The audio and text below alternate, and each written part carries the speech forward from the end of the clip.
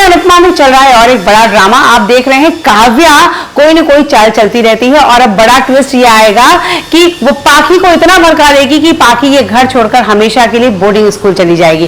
जी आने वाले ट्विस्ट और सेट से कुछ ऐसे ही खबरें आ रही हैं। ये कहां तक सही है इसकी पुष्टि हम नहीं करते, लेकिन जो खबरें आ रही है हम आप तक पहुंचा रहे हैं। खबर ये है कि पाखी जल्द ही बोर्डिंग स्कूल चली जाएगी क्योंकि उसे लग रहा है कि उसे इस घर में कोई प्यार नहीं करता, उसकी कोई इंपॉर्टेंस नहीं है। उसके बड़े भाई को पारितोष को प्यार किया जाता है, उसकी वाइफ को प्यार किया जाता है, किंजल को, छोटे भाई को प्यार किया जाता है, उसकी फियांसे को प्यार किया जाता है, अहमियत दी जाती है, लेकिन पाखी को कोई अहमियत नहीं देता। और ये बात उसके दिमाग में काव्या ने भरी है।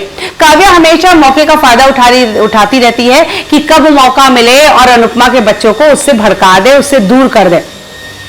उसने ये बात पहले भी की थी किंजल के साथ, लेकिन किंजल जो कि समझदार थी वो समझ गई और उसे समझ में आ गया कि काव्या ने ही उसे भड़काया था। अब यहाँ वो पाखी का इस्तेमाल कर रही है। आप देख रहे हैं अनुपमा अपनी डांस अकेडमी गई थी, वहां सब लोग डिस्कस कर रहे थे वनराज के कैफे के बारे में भी, आने में देर हो गई और चूंकि यहाँ पर पाखी को डांस सीखना था, उसके स्कूल में डांस कॉम्पिटिशन है, लेकिन अनुपमा समय पर नहीं पहुंच पाई। ऐसे में काव्या बहुत भड़काती है पाखी को और खुद डांस सिखाने लगती है।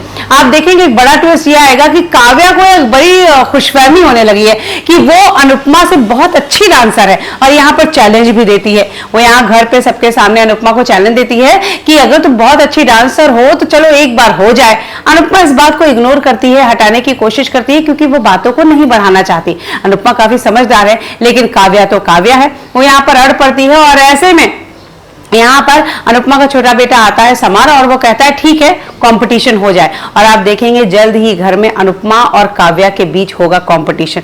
साथ ही यहाँ काव्या पाखी को इस कदर भर देगी कि जल्द ही पाखी इस घर को छोड़कर हॉस्टल चल जाएगी और ये दिमाग भी उसे काव्या देगी। काव्या यहाँ से पाखी को हॉस्टल भेज देगी, उसे फोन पे बात करती रहेगी, अनुपमा के खिलाफ भड़काती रहेगी और अपनी तरफ करती रहेगी। यहाँ वनराज भी काव्या को एक बात कहता है, तुम पाखी की अच्छी दोस्त बनना चाहती हो, उसे डांस सिखाना चाहती हो, उसकी हेल्प करना चाहती हो, मुझे इसमें कोई प्रॉब्लम नहीं है, मैं बहुत खुश होऊंगा, लेकिन देखना कहीं ऐसा ना हो कि तुम्हारे करीब आने के चक्कर में अनुपमा और बच्चे दूर हो जाएं।